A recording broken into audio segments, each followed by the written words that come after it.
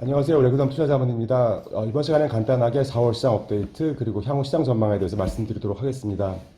우선 좌측 차트부터 말씀드리도록 하겠습니다. 우선 4월에 발표됐었던 주요국의 3월 물가 상승세는 좀 둔화되는 모습이었고요. 우선 미국의 경우에 3월 전년 동기 대비 헤드라인 물가가 5.0, 9개월 연속 좀 낮아지고 있는 그런 상황이고요. 예상이었던 5.2라든지 2월달에 6.0보다 확실히 낮아지고 있는 모습을 보여주고 있습니다. 차트에서 보시는 것처럼 작년 6월 달에 9.1%, 약 4% 정도 하락세를 보여주고 있습니다. 핵심 물가는 5.6, 2월 5.5보다 좀 낮아지고 있는 상황이고요. 전월 대비 주거비 상승률이 0.6으로 한 2월보다 좀 낮아지고 있는 상황이기 때문에 향후 주택 관련 물가 상승률도 좀 안정될 것이라는 그런 전망 또는 기대감이 좀 높아지고 있습니다. 4월 임금 상승률도 약 0.5로 좀 높아지긴 했지만 실물 가격이 좀 하락하고 있는 상황이고요. 중기적으로는 물가 안정 기조가 이어질 전망으로 보셔도 될 것 같습니다. 이런 상황에서 잘 아시는 것처럼 3일에 페드는 25bp 금리 인상을 통해서 5.25까지 상단을 높였죠. 그리고 10회 연속 금리 인상을 단행했습니다. 하지만 추가 금리 인상에 대한 그런 문구를 삭제하면서 이제 미국의 긴축 사이클 자체가 좀 종료될 가능성이 높아지고 있는 그런 상황입니다. 이번 주 10일에 4월 CPI가 발표되면서 실질적으로 물가 향방에 대해서 좀 더 방향성을 확실히 할 수 있는 상황이 아닌가라고 생각을 하고 있습니다. 우측 차트로 넘어가 보겠습니다. 물가에 대한 부담감이 좀 낮아지고 있는 가운데 반면에 반대급부로 대부분의 리딩 인디케이터들이 안 좋아지고 있는 그런 상황이고요.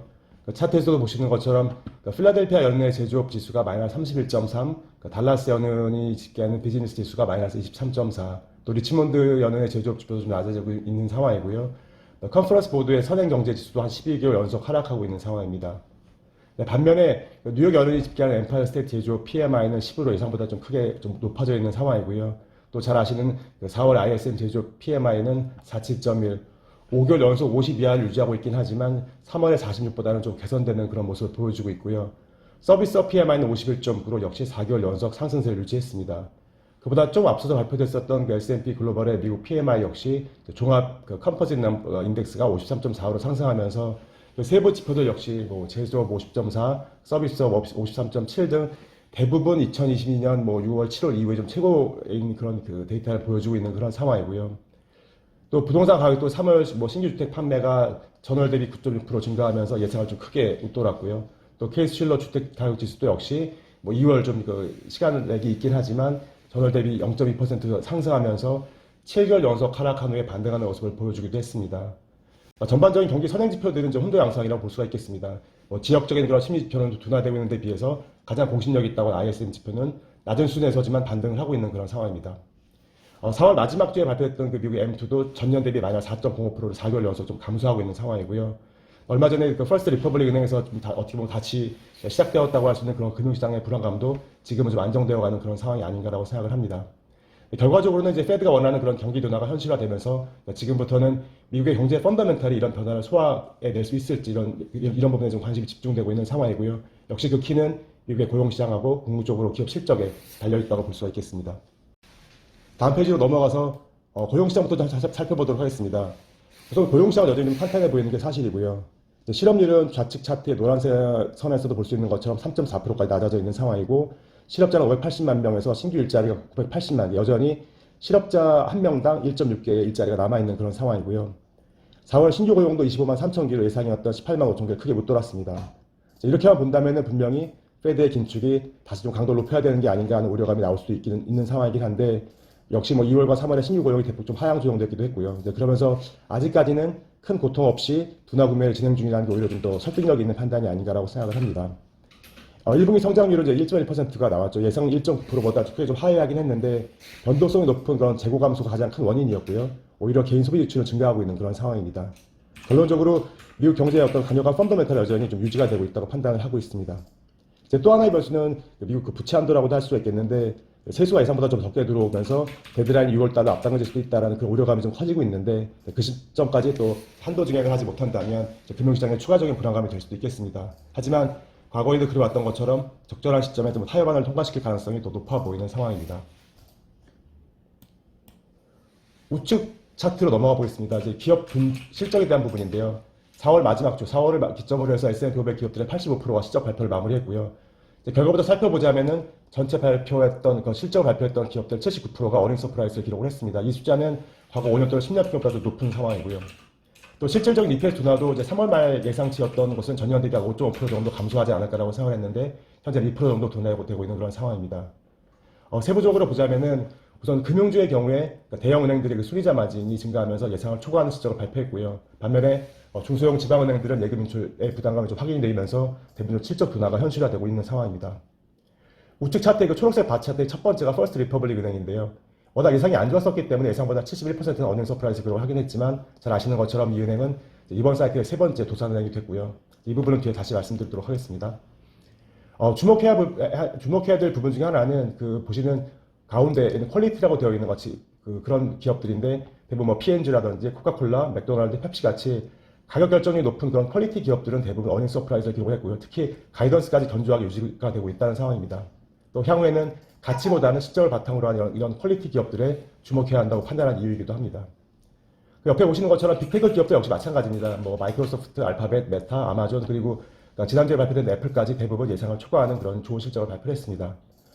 물론 그 차트에 주황색으로 되어 있는 오른쪽에 두 번째 그 운송 기타라고 포함되어 있는 이 부분처럼 뭐 UPS라든지 운송주 같은 이런 경기 침체를 반영하는 기업들은 좀 부정적인 실적 경고를 기록하기도 한 상황입니다. 그리고 N5층은 참고 삼아서 라스베가스 샌즈라든지 할리데이비슨 같이 이런 기업들 역시 매우 강력한 어닝 서프라이즈를 기록을 하고 있는 상황입니다. 주식시장에서 특히 주식시장 측면에서는 4월은 좀 결과적으로 매우 조용한 한 달이었다고 볼 수 있습니다. 왜냐하면 예상을 상회하는 기업 실적이 발표가 되긴 했지만 경기 지표가 둔화됐기 때문에 시장의 방향성을 좀 잡기 어려운 부분이 있었고요. 따라서 변동성이 크게 좀 줄어드는 모습이었습니다. 월말에는 앞서 잠깐 말씀드렸던 것처럼 이제 퍼스트 리퍼블릭 은행이 파산하면서 중소형 지방은행에 대한 우려감이 좀 다시 확대가 되기도 했습니다. 이 퍼스트 리퍼블릭 은행 같은 경우에는 일부 기업 실적은 예상을 상회하긴 했지만 그동안 한 40%에 달하는 예금 인출이 진행이 됐었기 때문에 BTFP에 따른 그런 금융 비용이 부담감으로 작용을 하기 시작을 하면서 역대로 두 번째로 큰 상업은행의 부도로 기록이 됐었고요. 결과적으로 이제 FDIC를 통해서 JP모간이 인수되는 걸로 마무리되긴 했습니다.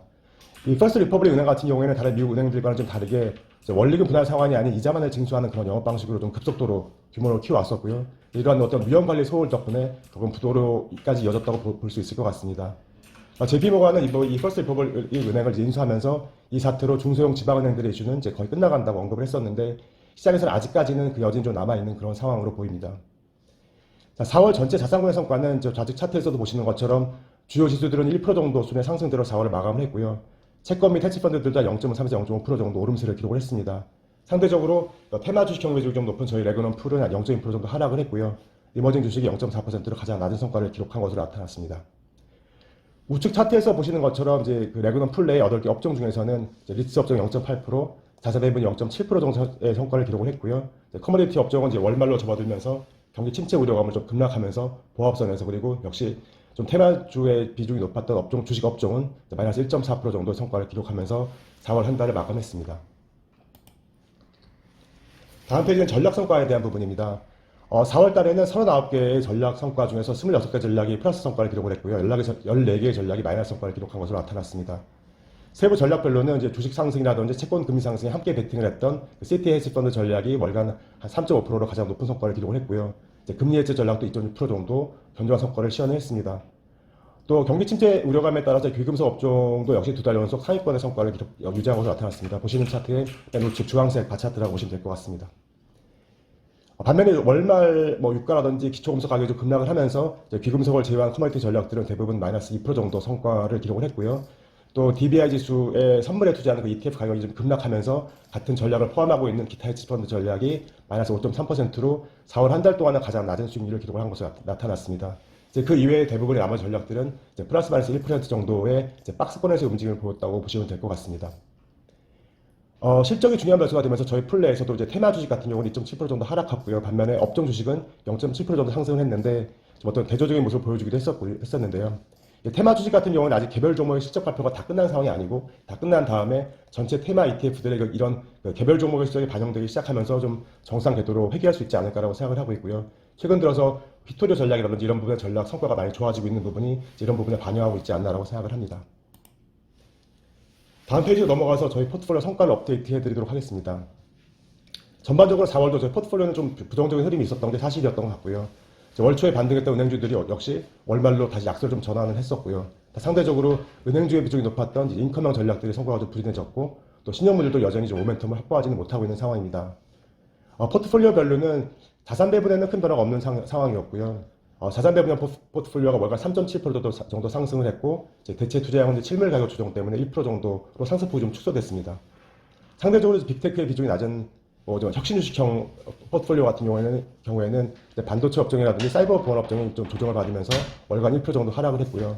안정형 포트폴리오는 2% 정도 상승하면서 4월을 마감했습니다.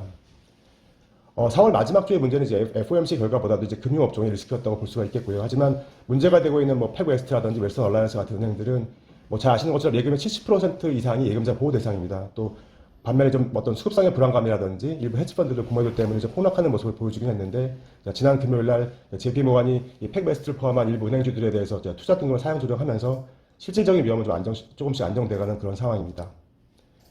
현재는 이제 침체를 예상하는 방향은 이제 금융시장 불안감에 따른 급격한 위축, 아니면 이제 장기적인 고금리에 따른 부담감에 따른 점진적인 위축, 이 두 가지로 크게 볼 수 있을 것 같은데요.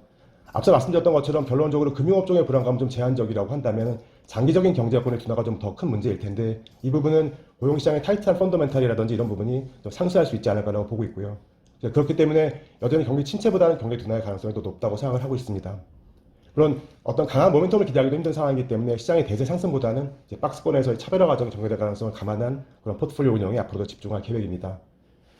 단기적으로 이제 과도하게 좀 하락한 은행 업종의 노출도도 일정 부분의 반동 시점에 좀 소폭 축소할 그럴 계획을 가지고 있고요. 반면에 그 비중을 이제 퀄리티 업종 ETF로 전환하는 그런 전환을 검토하고 있고요. 커머니티 가격 같은 경우에는 이제 커머니티 롱 포지션을 아직은 이제 많이 가지고 있지 않긴 하지만 추가적으로 그런 커머니티 롱 포지션도 좀 비중을 확대해 나갈 그런 계획을 가지고 있습니다. 이것으로 4월 업데이트를 모두 마치도록 하겠습니다. 끝까지 들어주셔서 감사합니다.